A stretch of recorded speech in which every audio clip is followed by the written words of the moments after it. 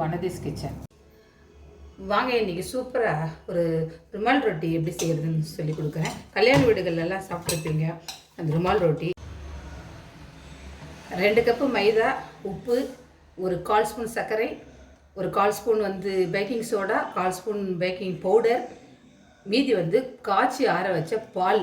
தண்ணியே ஊற்றாமல் பால் ஊற்றி ஃபுல்லாக நல்லா பிசைஞ்சு நான் இப்போ கிட்டத்தட்ட ஒரு 1 ஹவராக இது ஊறிட்டுருக்குது. ரொம்ப சாஃப்டாக இருக்கும். மாவில் இருந்து இந்த மாதிரி 2 உருண்டை எடுத்து இந்த மாதிரி 2 சப்பாத்தியாக இதை திரட்டிக்கிட்டேன்.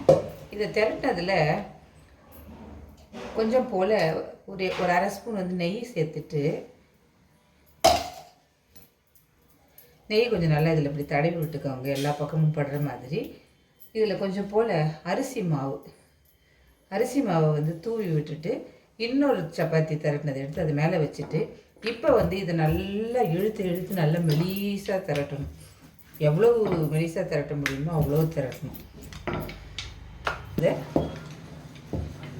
நல்லா தின்ன தேய்ச்சிட்டு இப்போ மறுபடியும் இதை எடுத்து ஒரு பக்கம் நல்ல செவக்கட்டும்.